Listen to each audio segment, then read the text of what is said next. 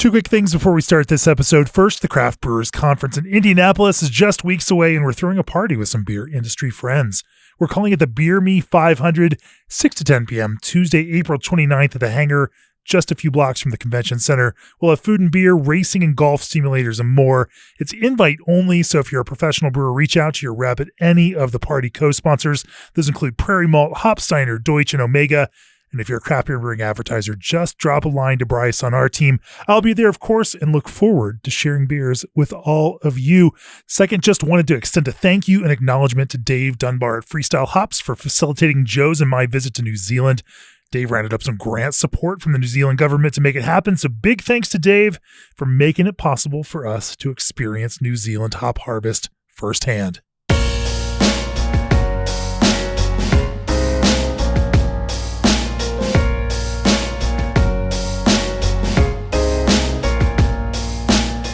We're going to get theoretical in this episode of the Craft Beer and Brewing Podcast, still coming to you from New Zealand. Joining me for this episode is Dr. Peter Bircham, head of R&D for Garage Project in Wellington. Welcome to the podcast, Peter. Hey, thanks for having me. You are the Mr. Wizard, the magician who helps make the crazy ideas that the brewers at Garage Project come up with happen. I do, yeah, something along those lines. Definitely the unusual technical sort of ones. Yeah. Sure. So yeah, if there's a technical problem to solve, or some idea that needs to be fleshed out and brought to reality, as well as all research projects and a lot of the Hāpi Research stuff and that kind of intersection, you are the one that manages and kind of helps turn that vision into reality. So through the course of this episode, we are going to talk about where the rubber meets the road, taking creative ideas and implementing them in the brewing space. You also have a lot of experience in research around yeast. We can talk about that as well. But we're going to try to get into some of that kind of pragmatic problem solving around brewing, as well as how you understand the impacts of things and work out testing protocols and whatnot to help make all of those weird ideas come to life. Before we talk about that, if you're looking for a brewery chiller that's worry-free and tough on GWP, then look no further. G&D Chiller's Elite 290 series chiller uses propane as a natural refrigerant with extremely low global warming potential. This natural, highly efficient refrigerant with near zero GWP will help lower your facility's energy costs and impact on the environment. They're committed to a greener, more efficient future. Visit gdchillers.com to learn more. And brewers, what if your yeast could do more than just ferment? With Berkeley Yeast, it can. They bioengineer ordinary strains and make them extraordinary, enhancing the flavors you want and eliminating the ones you don't. Now, in addition to competitive pricing, they're offering free overnight shipping on 5+ barrel pitches. Try it out. If you don't love it, they'll happily refund you. So why settle for ordinary when you can brew with better yeast? Visit berkeleyyeast.com to learn more and start brewing with science on your side. Also, as breweries expand beyond beer into other segments like mocktails and CBD beverages, Old Orchard is here to help. They can formulate custom blends featuring specialty ingredients. Whether trending flavor additions or nostalgic favorites, the next best thing is around the corner at Old Orchard. More information and free samples are waiting at oldorchard.com/brewer. That's oldorchard.com/brewer. All right, Peter, what's your background? Let's talk about that kind of historical arc. You don't refer to yourself as a brewer per se, even though you have homebrewed at various points in the past. And yet a lot of your professional work has been directly connected to brewing, and a lot of research work, has as well. Kind of map out that career arc for us. Yeah, sure. So I'm from New Zealand originally. I did my PhD in Wellington, and that was in the yeast chemical genetics lab. So molecular biologist by training. The lab focus was really about drug discovery more than anything else. So they worked a lot with some of the chemists around here who would find weird things like sea sponges from the Pacific, grind them up, find some new compound in it, and then want to know if it's bioactive or not. And we would use yeast as a model organism to find that activity. So this whole chemical genetics idea is kind of weird, but yeast has been mapped out probably more than any other organism in terms of genetics and what genes are there. So we had all these libraries where you'd have 6,000 yeast strains where each one had been knocked out, had one gene knocked out separately. And you could use that as a way to test function. So we'd take one of these non-compounds, treat yeast with this whole library, and then look for which gene deletions were sensitive to that. And I might say, okay, here's an unknown compound. All these genes involved in this pathway were sensitive to it, so it's probably targeting something in that general area of biology. And as it turns out, yeast is actually a lot simpler than humans, but very similar to humans. So if you find some biology in yeast, there's a high chance we've got some similar biology. We just have a lot more as well. So that's how I started out. Always working with yeast. Me and a couple of mates there just figured we should start doing what else you do with yeast and started home brewing. So that's where the first interest in brewing beer started. Finished my PhD in New Zealand, moved over to Germany. I was in Heidelberg for 4 years doing a postdoc there. Similar sort of work, not drug discovery, but looking at fundamental aspects of biology, mostly lipid metabolism. But I guess my specialty was using these large yeast libraries to test some sort of question around biology. So this real high throughput kind of testing is what I was good at. Lots of it was microscopy. So I was actually specialized in image recognition back then. So, we'd be doing screens where you've got, 20,000 different images of yeast that all have this, one of these small changes in them, and then trying to automate software that would find what had changed with them and then interpret the biology of that. So that's what I did over there. That was very academic focused. Found it very interesting, but it's one of these things where there's no end to these questions, right? And there's a certain kind of personality where you're into that. You find the one thing that you want to work on for the rest of your life. And I think for me, I wanted some end point to that. So I was home brewing over there, I was still enjoying that, and thought, why not move it to something more practical, try working, doing the same sort of work, but for an industry. So I moved to Belgium after that, spent 4 years over there in the lab of Kevin Verstrepen, which is one of the bigger yeast research labs in general, but specifically for beer as well. They have a great program. It's a huge group of people. They did all the early work mapping out the yeast phylogenetic tree and how they're all related to each other, and do a lot of industrial strain development. So I switched to that sort of work there, where I took, again, my high throughput techniques, but there'd be a yeast development program. So, we'd be working with one of the big breweries over there. They might want a more efficient strain. We'd come up with a strategy of driving that efficiency in a non-GMO way. So that's been my take on everything is how can I take these high throughput, large scale technologies and use that to drive non-GMO technologies, which in places like New Zealand and Europe is still a key. That's true. New Zealand and Europe are not on the GMO or CRISPR train with So I still use a lot of GMO stuff in my work. Yeah. More proof of principle. Like we'll have an idea. Non-GMO approaches take a long time, like years. So if you can test it up front with a GMO, you're like, okay, this did what I want, does what I think it's going to do.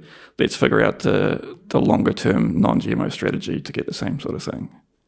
That sounds like a real pain in the ass. Yeah, it is. It is. And that's why, you've got GMO products like all the thiolized yeast out there that are super successful at what they do. And people have been trying for years to get the non-GMO equivalent. And it's baby steps along the way, or it's incremental and it takes a long time. Right. And then just when you figure out how to make thiol expression non-GMO, then the next thing, like, producing ALDC in your yeast is the other target. You have to keep creating the new targets is, because, right. The science moves so fast, especially on that side where they can get it moving. Yeah. Yeah. Well, and so, ultimately then you ended up back here in New Zealand, in Wellington, and taking that kind of R&D approach with Garage Project. Yeah, so I already knew Pete from Garage Project and also Joss a little bit as well. After my PhD, when I was looking for a job, actually, I just volunteered with them, being like, hey, should we just go look out for some wild yeast and get a program happening? So I worked with them a little bit, but then I found a job pretty quickly, so ran off before we finished anything. And we stayed in contact since. Then I was thinking of moving back to New Zealand. They basically made a new job for me. So that worked out pretty well. And yeah, so I'm head of R&D, but it's a very broad sense of what I do with them.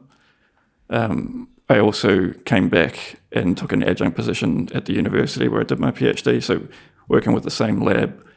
And now I usually have about one master's student a year working on a project related to some sort of aspect of beer biology that we're interested in, but probably wouldn't justify spending the same amount of funds for us. It's things we're interested in.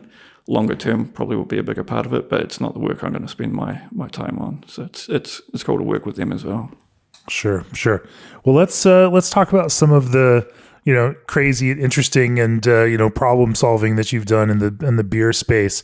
Because now as head of R&D, if there's that crazy idea that someone comes up with, how can we do that? Whether it's layering things with differing densities, in which Garage Project loves to do in this kind of experiential kind of space, or thinking about building texture and flavor and non-alcoholic things, or whatever that is. Generally, it's let's ask Peter and see what he can figure out. Do some of that groundwork. Let's talk a little bit about that, but first, taste the modern flavors of indie hops at CBC this year in Indianapolis. Join Indie and Indie for 14 incredible collab beers to showcase Strata, Luminosa, Lorien, Audacia, Meridian, and more. Experience their newest hop, Audacia, in both a hazy IPA by Fidens and a West Coast IPA by Grains of Wrath. Dive the depths of Strata in T90, CGX, and Hyperboost forums with IPAs by Craft Coast and Flatland Brewing. Refresh your palate with the crisp, summery flavors of Lorien and an Italian Pils by Maui Brewing and a French Pils by Upright Brewing. And bask in the liquid sunshine magic of Luminosa with IPAs from Fort George and Bearlick Brewing. Check out the full CBC beer lineup at www.indiehops.com and plan to stop by their booth 3122. They'll be as happy to see you as you'll be that you made the effort. Indie Hops, life is short. Let's make it flavorful. And are you a craft brewery looking to elevate your branding? Steel Chill Cups are the perfect promotional tool. Crafted from 100% recyclable steel and proudly made in the USA, these 16-ounce cups come in vibrant red, blue, green, and gray. Designed to keep beverages cold and frosty to the touch, they enhance the drinking experience at festivals, tastings, and tap rooms. Customizable branding options allow breweries to showcase logos and unique designs, boosting brand recognition. These stylish cups not only serve a practical purpose, but also become keepsakes for beer lovers. Discover how Steel Chill Cups can put your brand on every pour. Visit steelchillcups.com today. Also, did you know that Isuzu trucks have been the best-selling low cab forward trucks in America every year since 1986? That's right, for more than 38 years, the legendary durability, remarkable performance, and low cost of ownership of Isuzu trucks have made them a favorite for work truck owners. You may have seen their ultimate craft beer truck that debuted at the Craft Brewers Conference in 2019, and it's been there every year since. As members of the Brewers Association, they've partnered with breweries, suppliers, and distributors alike to support the craft beer industry. Whether you're looking for a self-distribution solution or one to deliver supplies, there's an Isuzu truck that will fit your needs. Go to IsuzuCV.com, check out their impressive lineup, or visit an Isuzu dealer today to find out why now, more than ever, Isuzu trucks are the trucks you trust for the work you do. All right, Peter, let's talk a little bit about approach to R&D. What's an average week look like for you? Or is there even an average week? I don't know if there is. It's a lot of jumping around the place. So Garage Project has 2 sites in Wellington. They've got the Wild Workshop, where they do all the spontaneous, funky kind of stuff. You got Dave, the head brewer there, who does all that kind of work. They have most of the offices there, so I work there a bit, hang out with them. Then they've got the main brewery on Ara Valley. I probably spend most of my time there with the brewers on that part.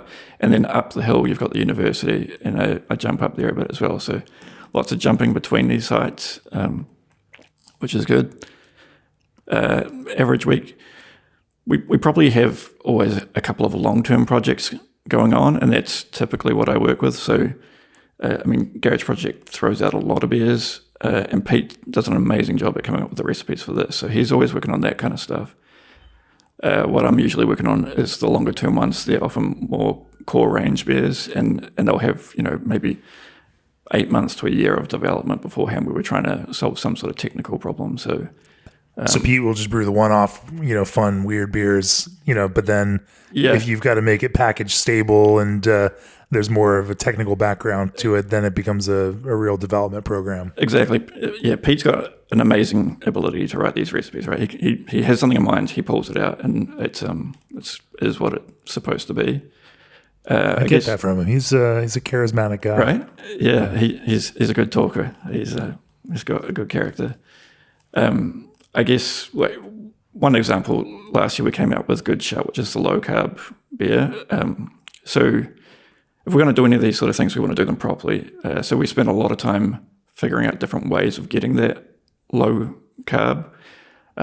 We're obviously using enzymes, but we went through a massive array of what enzymes are the best, what's working the best for us. New Zealand's far away, so lots of the ingredient quality can be a bit questionable, or it's older stock or it hasn't been treated the right way coming over here.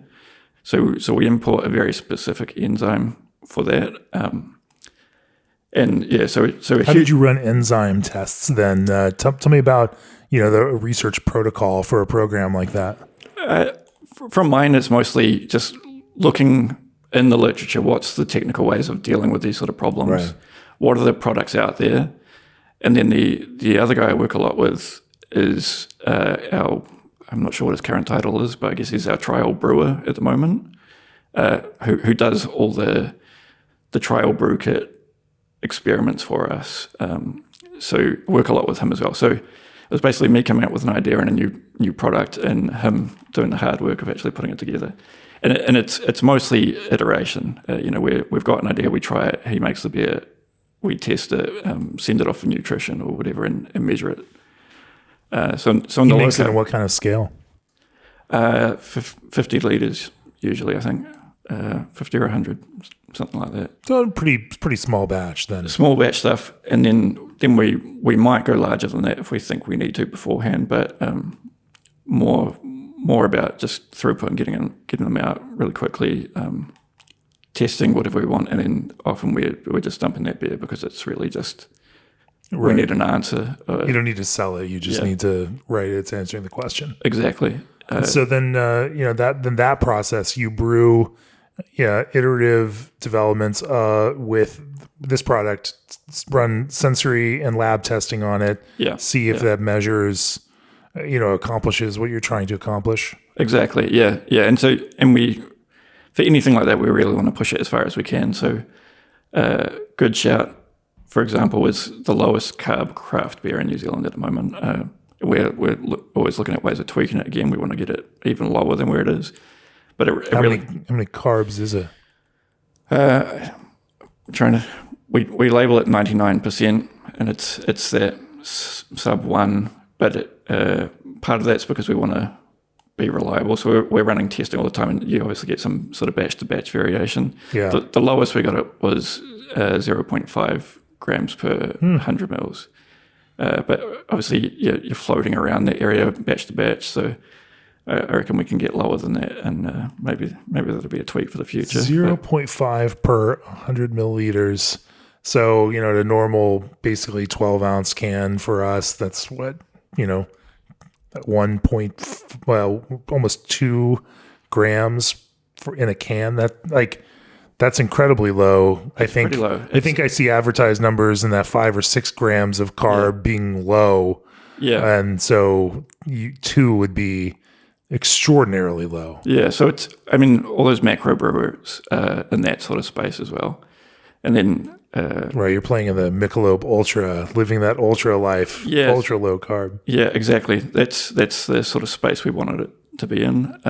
It's an interesting one because to make a claim like that, at least over here, they're a comparative claim. So if you want to call something low carb, you just got to compare it to something. So most places are just comparing to their normal beer, and it probably doesn't take much to be 50% reduced off your normal beer. But to really get it as low as you possibly can, it takes a bit of finesse and trial and error and finding what's the right product.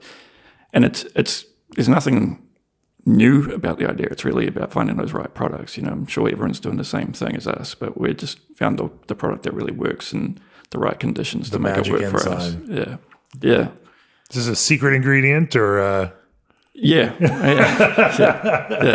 How do you go about building? I mean, they're getting fermenting down and getting that those carbs out of the beer is one thing, but then making a beer convey like a beer, because when you get it down there and you still people drinking it still want to feel like it has the body of a beer, and that you're not just drinking water and ethanol. That's yet another secret ingredient, I would say, but this is the kind of thing that took a lot of experimentation, right? Because you're getting super thin at that point. You've got alcohol, you've got almost no carbs, so you're probably thinner than water is. And then finding the right products, and we want to work in that natural sort of space. So we're looking at what can you do with barley or hops or whatever to impact that. And all of these things that go into beer anyway have impact on mouthfeel. So a lot of work went into tweaking that mouthfeel and getting that just right. And there's products out there that are all natural, made with the ingredients you normally use, and just finding the right one, the right time to use it, and that's pretty much what it is.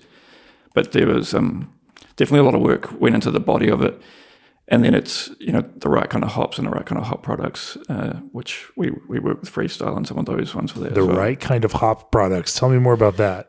Because I'm fascinated with this idea of hops' impact on texture in beer and mouthfeel, because we always talk about flavor and aroma and usually don't talk about that textural impact of them, even though we all know that certain hops can be big contributors to haze in much more than others, and also carry some of the build some of that mouthfeel. No, exactly. I mean, you've got all these sort of things with polyphenols, proteins from yeast, tannins from barleys, all these sort of things are mouthfeel products. I think the wine world's pretty aware of a lot of these things. So often we'll look to the wine world for little snippets of ways to enhance mouthfeel without being over the top. Special hop products, in this case I'm thinking more about maintaining that balance and a kind of nice aroma. And you want it, I guess low carbs are quite light is what people expect, right? But you don't want it to be boring, right? So it's that balance of not overloading it, but you want it to be interesting and hold itself. So it should be super drinkable, and that's the sort of the products we're after mostly. What's that right balance of aroma where it's not heavy, it's not doing too much, but you've got that freshness and enough interest to keep you wanting to drink it. Sure. Was there another project you've worked on recently that may not be as core to the business and have as many industrial secrets to it that we could talk about? And I'm interested in not just in what it is, but also that kind of process of development to understand how you all go about this, because it does feel like through all my conversations with with Pete and with Joss, you all have a very disciplined approach towards, and taking a very scientific approach as well as the creative approach. And that's, I think, what's interesting about this. Is there something where you worked on something and had an aha moment and discovered something interesting that about how the mechanics of some of these beers can work? I don't know about aha moments, but I guess the other recent one I can talk more about is we released a range of alcoholic lemonades, which we're calling Kombini. So there's a yuzu lemon flavor and there's a peach lime flavor. And that was a process of iteration again. That didn't start out even trying to design that product.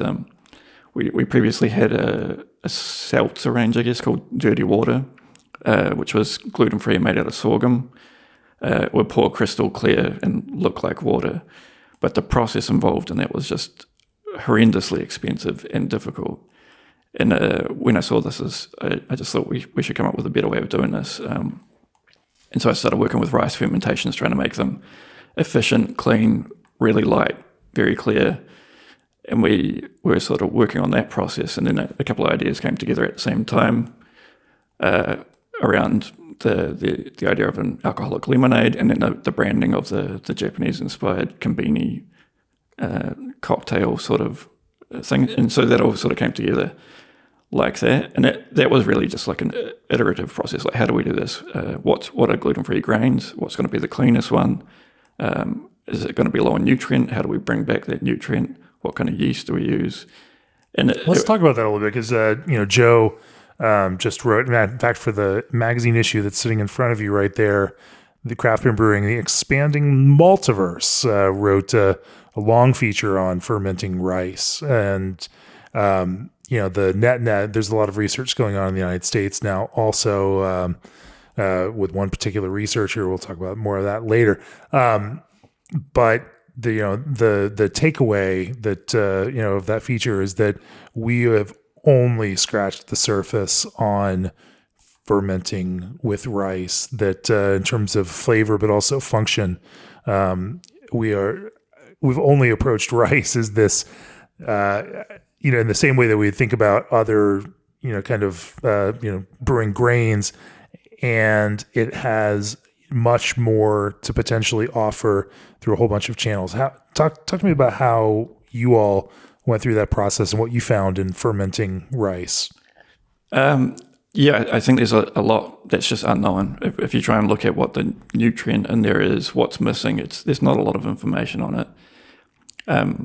We tried it simply because we thought it would be quite clean, and it turns out you can make a very, very clean base with it. So our base is, it pours like water with a little bit of foam on top, and it smells really neutral. It's actually amazing what you can pull off. I think we're still trying to dial in that nutrient thing. It's clear rice is pretty low in a lot of nutrients, so you definitely need more nitrogen, but we're still trying to dial in exactly what other nutrients aren't there. So we're probably overdoing it at the moment, and we're trying to dial back until we find what the sweet spot is and what's really missing from it. Use standard brewing yeast of some sort for that? We are using a wine yeast for that one, and it's nothing fancy. It works. It's one of the first ones we tried, and it did not work. So sure. So I don't think you have to be too clever on the yeast for something like that. You obviously don't want something that's going to produce too much flavor, because we were after a clean base that we could use for something like an alcoholic lemonade.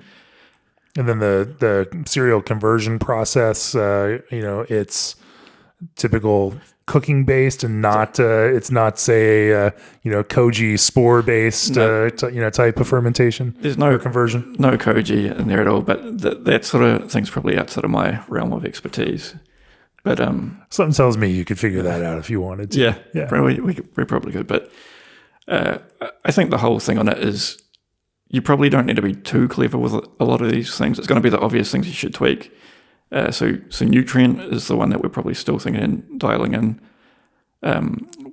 We do it at higher gravity, and we're trying to decide how high gravity it should be. Like, where's that optimum flavor threshold? If you go too high, what sort of unusual flavors are you getting? Are they good flavors? Are they not? And temperature is probably the other one. That's probably the first thing that helped dial it into where it was. So, nothing too complicated. It's just that following that process of, what do we want?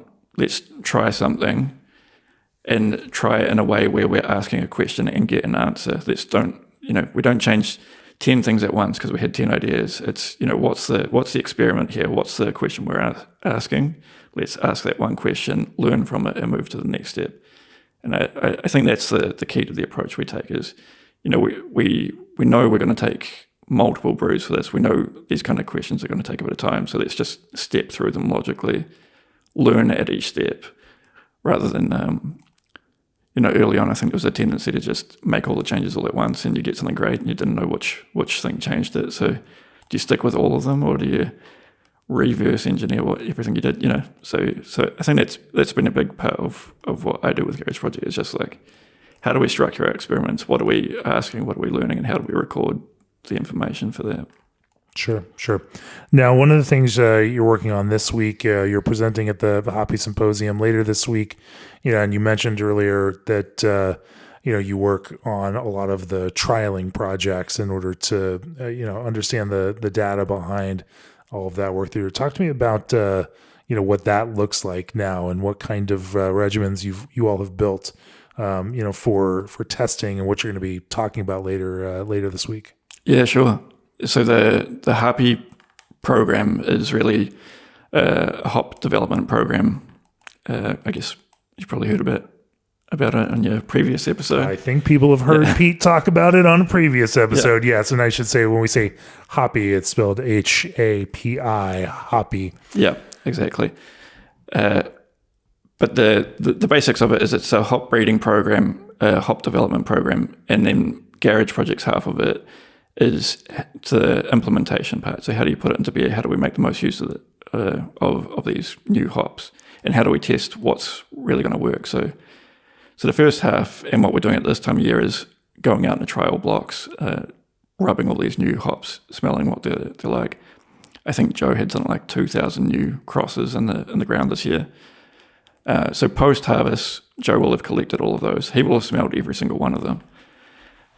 We will probably get a list of about 200 or so, and we'll come back down here once things have quieted down with the main harvest, with a small team of people to come and smell them all, decide what's really interesting.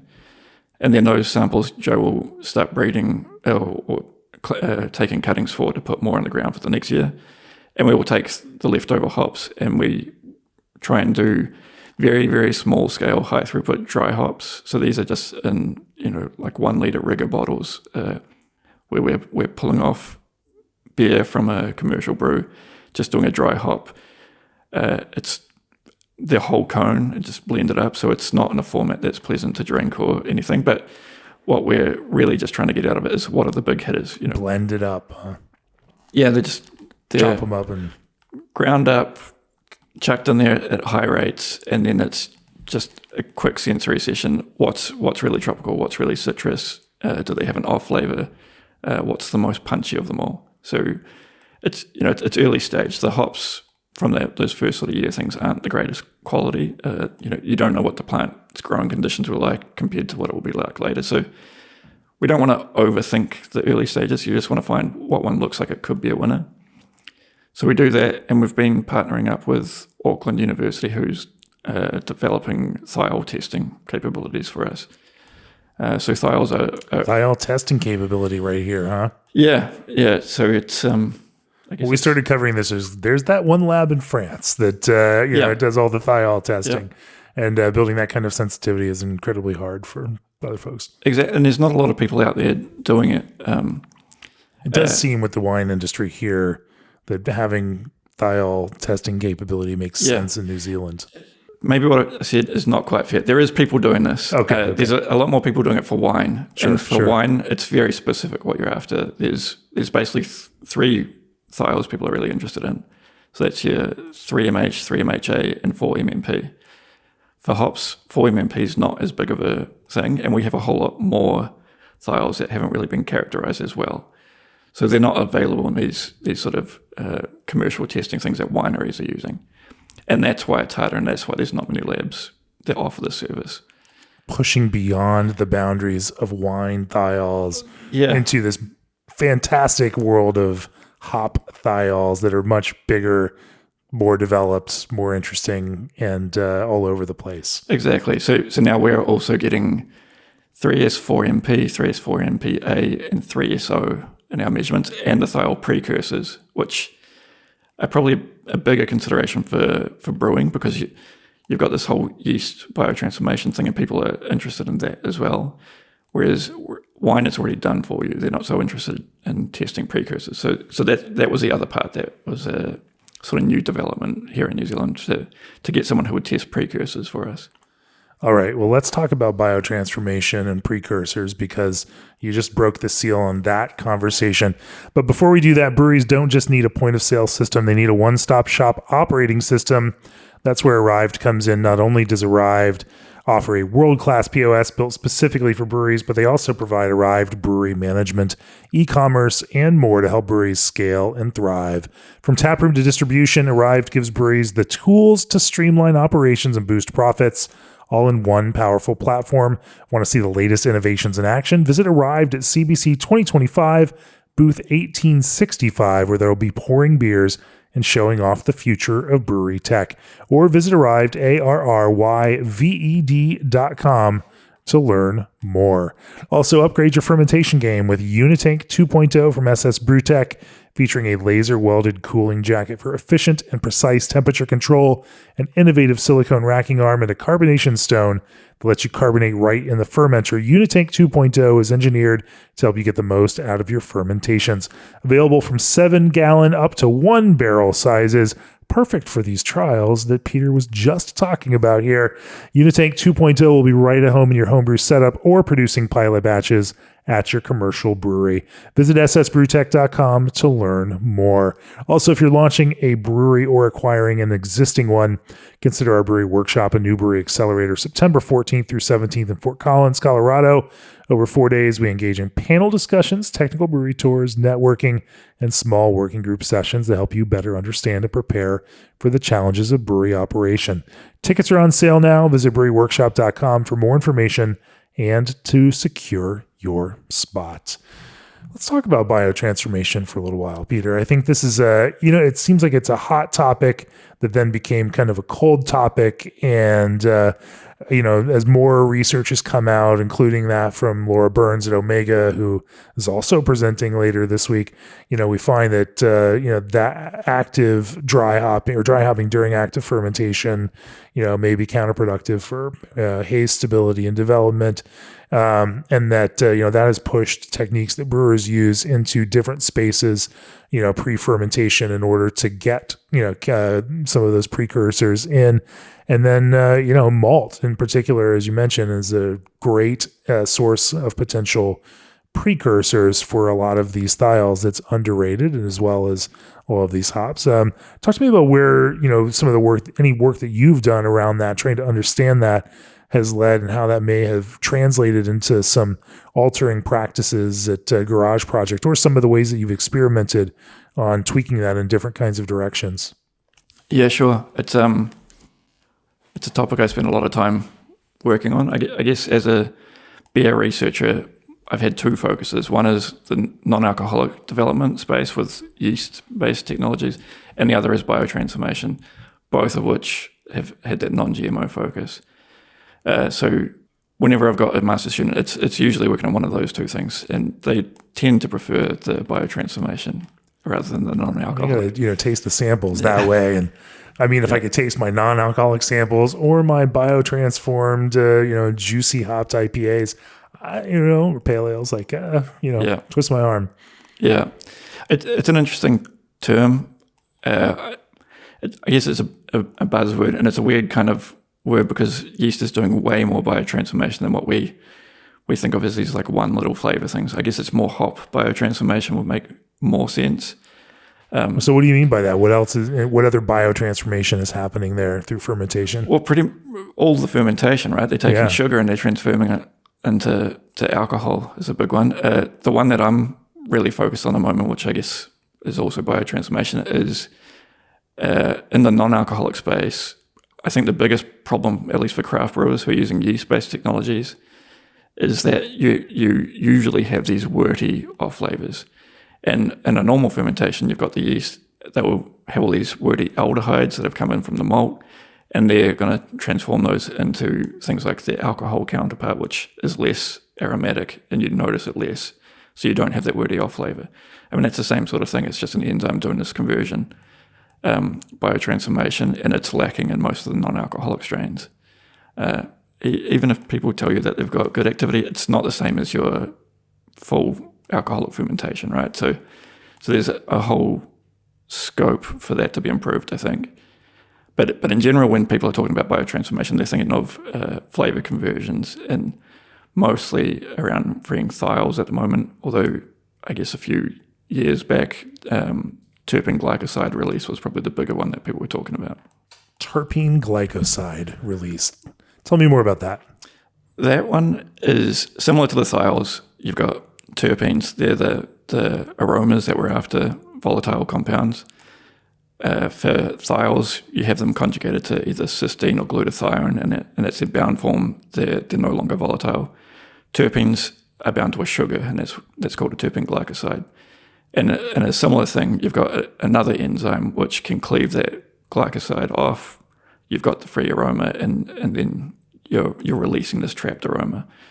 So yeast can do that as well. And I think it was a much bigger topic earlier. I mean, now definitely to focus on thiols. There's probably been more developed, and I think probably most brewing strains are probably more capable of that to some extent than the thiols. Just as it happens from whatever selection processes have happened in the history of beer, most strains are just really bad at releasing thiols, and maybe that's why it gets more attention as well, because there's a bigger scope to try and develop and manipulate these. Right now, if we want to really go terpene and in any kind of direction, there are isolated terpene monoterpenes. There are terpene blends that are rebuilt out of various sources. Both hop and other natural ingredient derived that are map out G-seed spikes of popular flavors to kind of create the same expression through that way. Like we can throw terpenes, like now we have this kind of isolated terpene technology that doesn't depend necessarily just on fermentation. Yeah, and even with hops themselves, right? There's a lot of varietals out there that have a huge amount of free terpenes anyway. And I think for a longer time, people have had a better handle on that because they are easier to measure. So there's way more research out where people have measured these kind of things. Thiols are much harder to measure, and that's probably why it's a more recent thing that people are really looking into these. So then talk about where any of the work you have done has led you all to think about biotransformation, because, for a while, biotransformation, again, buzzword, but also you're like, oh, it creates this, these flavors and, this peachiness or, like there's passion fruit and, that it was this turns citra and those citra notes into an even more pleasant, kind of citra thing.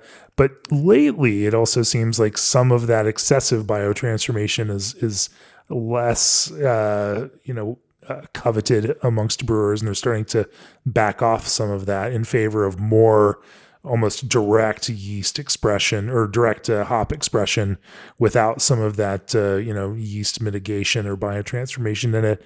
While at the same time, like, finding ways to refine the quality of that, is also that thing. So what have you all done in order to, try to help understand how those thiols don't just express in more volume, but also express in favorable kinds of ways, pleasant ways that are enjoyable within those beers, but also do it in a kind of refined and and beautiful manner? Yeah, it's an interesting one. It's probably not a problem we have as much here because we don't have GMO yeast. So you're never getting the through the roof, over the top expression of them.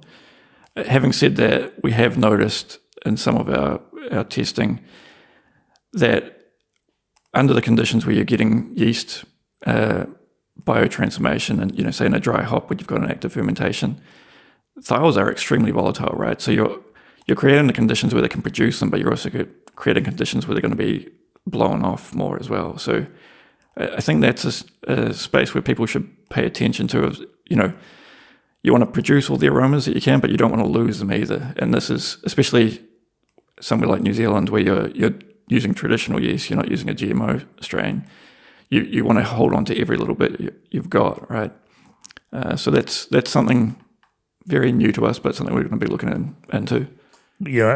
What have you been working on in order to hold on to that aroma and not volatilize, some of this stuff you worked so hard to get into the beer? It's a very, very recent concept for us, right? So, but I think we'll be looking at things like temperature. I think colder temperatures you're going to hold on to things better, but you're going to reduce yeast activity as well, and probably head pressures and things like that. How to what are ways that we can try and retain these things more and force them into the beer so they're not lost. In terms of work that I actually do, most of the stuff is very long-term projects where I'm looking at yeast development for this type of stuff. So coming onto the Hāpi program for it's all about hops and implementation of beer. I'm a yeast guy. I couldn't not bring in a yeast development program. So I brought that in as well. And that I've had a student last year working on that, and I've got a new student this year working on that for non-GMO ways of trying to boost these.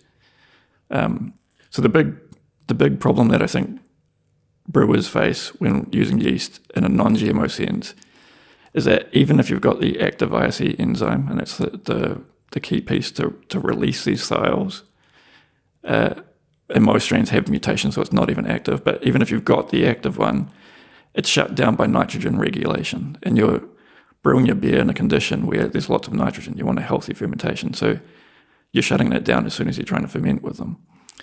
So we've been looking for ways to break that nitrogen regulation, and your simple approach that you could just do in a brew would be to remove all the nitrogen, but you can have all sorts of other problems. We've explored things like doing a low nitrogen brew that you blend with another brew. There's probably some way you could do it. We didn't follow up too much on it. But in terms of yeast development, we're mostly looking for natural variation in the genes that regulate all this nitrogen metabolism, looking for extremely rare variants that have some beneficial mutation in that. And then they're usually what's called a recessive mutation. So we'll find something that's interesting, but brewer's yeast will have 4 copies of every gene, and most of these are in there at like 1 or 2 copies. And if it's a recessive gene, what that means is if there's another functional version or another version of it out there, that's going to be dominant. And that dominant gene will be the one that you see. So we've found a few of these mutations that look really interesting. We pulled them out, and then with CRISPR, we make a test strain. They work. This is exactly what we want. Now we're putting that into a breeding strategy. In this case, it's an inbreeding strategy where we've got this gene that we want.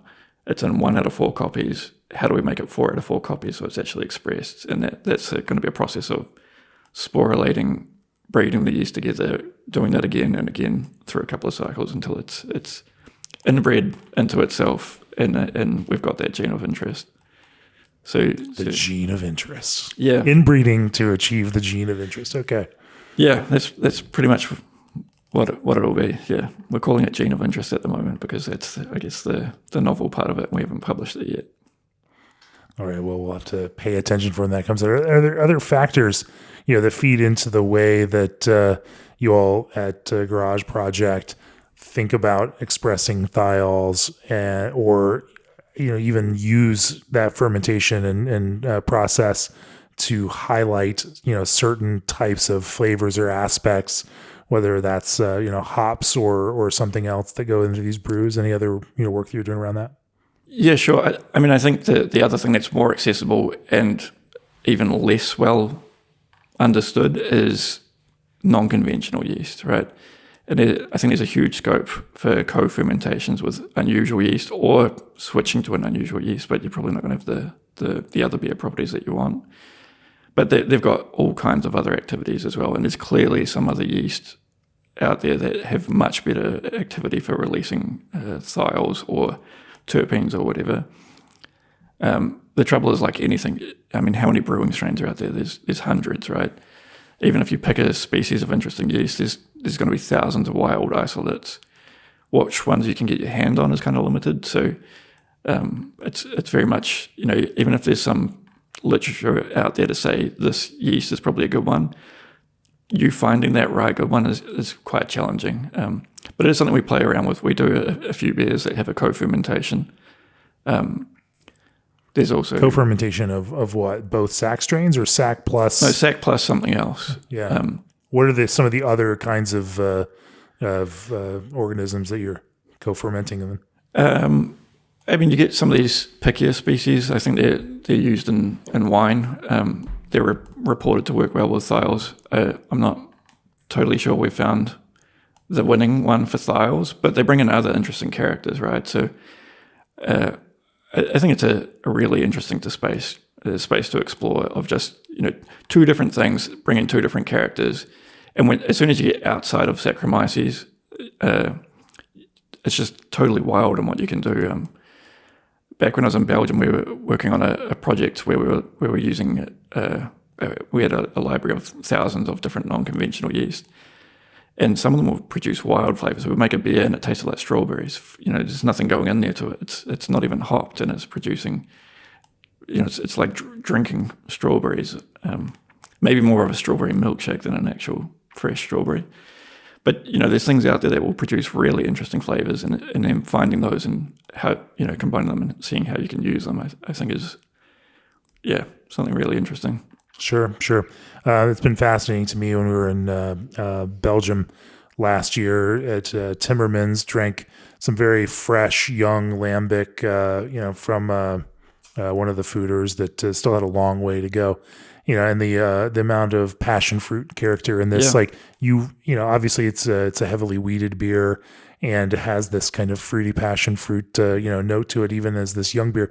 You really could taste that and think that it was a hazy IPA. Yeah. Even though that will later turn into a much more defined, more acidic, more structured, more sulfury, kind of lambic beer, and kind of fascinating to see all of the things at play in those mixed culture open fermentations, and how just as you talk about, like the little contributions, the little things make, where they're not doing a lot of work, they're just doing the right kind of work at the right time. Exactly. That the next thing can then pick up on and turn that into something else, which then the next one's, then the sack comes in eventually and starts really doing some work on all of the things, all those precursors that all these other organisms have set up. Especially when you get these barrel programs where you've got lots of smaller barrels, and some of them are just wild with the flavors that come out of these things. I think the sad part with a lot of them is that they'll produce that and you'll never know what did it, and you'll probably never be able to isolate it, because, like you said, you've got this sequential cascade of different organisms. So you've got a few bacteria, then you've got yeast coming on, and they produce alcohol that kills those off, and then something else is using that, and you've got the lacto and acetic, and then you've got the Brett's and all that. And so by the time you're finished, you've probably lost your cerevisiae or your things along the way that were doing part of it. Like Garage Project's Wild Workshop has a whole load of barrel programs as well, and I haven't been doing a good job of it, but one thing we're conscious of and we want to start doing more and more of is when we do these spontaneous ones, start sampling and freezing down what's in there along the process of the barrel. So if we find something interesting, we can go back to what was actually happening, and we're not going to lose these things. Sure. It almost feels like every single barrel is its own event, and yes, there might be similar, execution to some of the others, but nothing's exactly the same. Because every single one of them is its own, special experience. Even things like working with Brett. Brett can produce some amazing flavors, and we again in Belgium, Kevin had a huge library of these.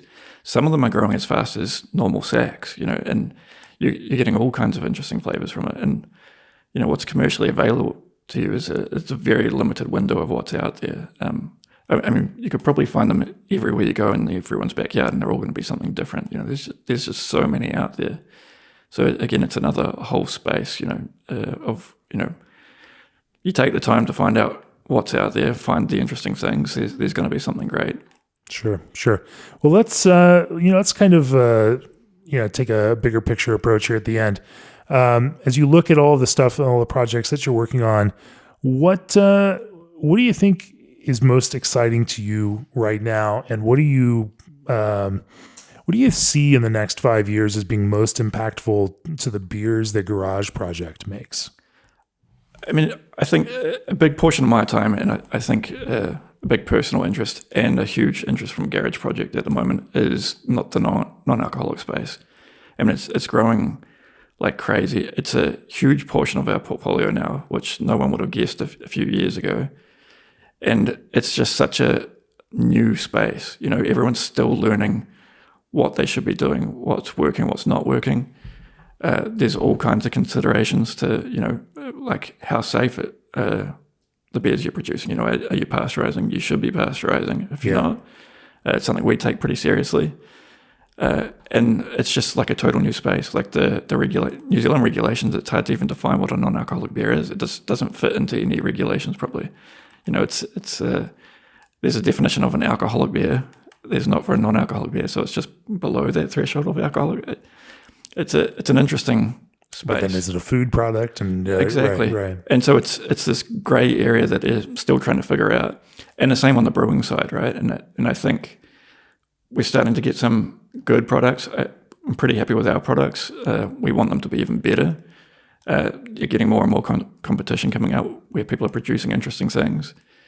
And it's just this thing where I think we should embrace it more and more. And I think take the approach, and maybe people are doing this a bit more, of not trying to make their favorite beer non-alcoholic, because that's just not going to work. What you need to do is take your approach to non-alcoholics, figure out what they're doing, and then run with that, make it its own thing, have its own personality, and you know, not try and replicate something else, but try and recreate something new, which I think we're doing, and we're pretty happy with that. And that's a huge portion of our time now, is thinking about what we're doing next with these things. Sure. And like everyone in the non-alcoholic space, no one's going to tell me what they're doing, because there's so much proprietary nature to that. We're going to break this code eventually. Yeah. We're going to break it eventually, I promise. Yeah, it's an interesting one. I mean, I think there's so many people doing something interesting at the moment, and I don't think there's a single product out there that doesn't have some flaws. So it's, you know, picking each one up and being like, what's interesting about this? How could they have done that? And how can we combine that with someone else's something interesting? I think that, you know, in the next few years, we're going to have some great products. Like there's just so much going on in that space. You're right. The quality already over the last 2 years has just been improved markedly. Yeah. And to see that kind of rapid improvement so fast, it's heartening. And I think we'll see that pace of innovation continue to increase, and even faster kind of iteration and evolution and quality improvement. And, you know, in a couple more years, you're right, it could be incredibly different than it is now. I think the big change is that before, consumers were happy to have one, so they were okay with it. And now they've got some, so they want something better, and then they're no longer going to be okay with an average non-alcoholic. You know, demand for quality is going to go up faster than our ability to improve, I think. Well, I hope that they demand more quality and don't just demand cheaper and cheaper prices and then race to that commodity bottom. Let's keep it craft and keep it wonderful. And, you know, I've been drinking more non-alcoholic beers these days. I drank one yesterday because we're driving around here in New Zealand, and the drunk driving laws are very strict. And obviously we want to keep everybody safe. And these roads are terrifying and with no shoulders and tight curves, and no one should be driving on those after they've had anything to drink. Not that there's any road that's safe to drive drunk. Not trying to say that at all. But there's some expert level driving here in the Nelson area, and people should not take that one for granted. Anyway, I think this is a great place to bring it to a close. The future of sustainable refrigeration is here with a G&D Elite 290 Micro Series. Berkeley Yeast bioengineers ordinary strains to make them extraordinary. Old Orchard's R&D team is ready to work with you on custom blends and specialty ingredients. Taste the modern flavors of indie hops in 14 different beers poured at their CBC booth 3122. Discover how steel chill cups can put your brand on every pour at steelchillcups.com. Isuzu trucks are the trucks you trust for the work you do. Arrived as your one-stop brewery operating system, SS Brewtech's Unitank 2.0 is engineered to help you get the most out of your fermentations. And of course, if you're launching a brewery or acquiring an existing one, consider our brewery workshop and new brewery accelerator, September 14th through 17th in Fort Collins, Colorado. Learn more at breweryworkshop.com. If you've enjoyed this episode, go to beerandbrewing.com, click on the subscribe button, become a subscriber, support us in our effort to bring the best brewing content to you in all of its forms. Dr. Peter Bircham, if people want to learn more about the projects that you're doing, a garage project, or taste some of the end results of your R&D contribution to those beers, where do they find you all? I guess the easiest place to find the beers is just on the Garage Project website. If you're interested in any of the R&D, probably the easiest way to reach me is to find me on LinkedIn and reach out that way. Or come here to the Hāpi Symposium in New Zealand and get that presentation of on the latest research right there and live in person. Anyway, thanks for joining me. Cheers. Cheers.